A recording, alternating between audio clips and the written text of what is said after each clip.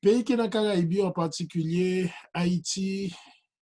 Jamaïque, la Barbade, ensemble avec deux, trois autres pays dans les Caraïbes, là, pour avoir un pile problème avec le Financial Action Task Force qui est dans l'Union européenne dans la question banque. Banque dans les Caraïbes là, doit prendre un peu plus de décisions pour que soient capables, un, qu'on ait clients beaucoup plus, c'est ça que nous les Know Your Customers, qui fait partie d'un ensemble de nouvelles lois qui existaient déjà, mais qu'on que demandé pour plus renforcer. Et ensemble avec AML, qui c'est Anti-Money Laundering, et pour que tu aies des lois bien spécifiques dans le pays, ça, que le Parlement a voté ou bien que l'État prend décision. Mais troisième élément qui vient beaucoup plus important qu'on c'est le CFT, Combating Financial Terrorism. Ça veut dire qu'on compte l'argent que l'homme a déposé a fait des transactions de 10, plus passer 10 000 dollars, et bien, il faut qu'on, pour qui ça, transaction ça fait, qui côté l'agence a aller. Donc, l'Union européenne, à travers le Financial Action Task Force, prend décision qu'on y a capable de prendre des mesures à leur pays, Bahamas, la Jamaïque, ensemble avec Barbade, nous pouvons connaître pour Haïti, déjà demandé l'Union européenne pour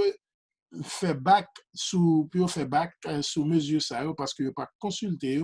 et ça pral mettre banque qui dans pays ça dans difficulté pour faire transfert pour joindre Swift pour capable faire transfert international en attendant que situation ça régularisée. Pour ce vendredi, le pétrole là à 32 dollars, hier il à 34, jeudi à la 32, on t'y monté en dedans de 6, mais tendance était toujours vers la hausse. Marché boursier a tendance pour un petit bec à terre légèrement à 24 321 points Dow Jones vendredi matin, le Nasdaq à 9 422 points et le SP 500 à 2 933. Aux États-Unis, pour semaine ça, après chiffre, monde qui a cherché joindre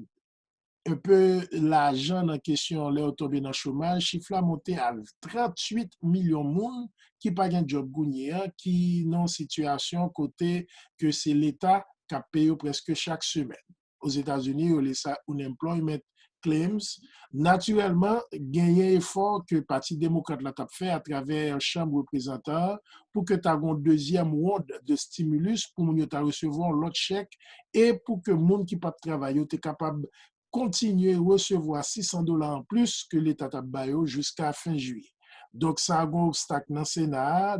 les pourquoi passer, ou du moins gagner un pile sous table, un pile réticence au niveau Sénat, qui est la majorité républicaine qui pour question bail deuxième chèque ça. Donc, pour qu'on y ait au niveau activité économique en Haïti, qu'on connaît que le marché change là était toujours entre 104 et 107 gouttes pour un dollar et avec une tendance plus fort côté d'accord, il y a 110, 111 gouttes.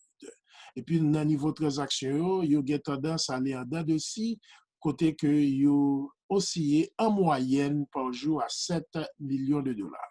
C'était la principale nouvelle économique pour aujourd'hui. Roosevelt Jean-François du réseau de l'information économique BizNews.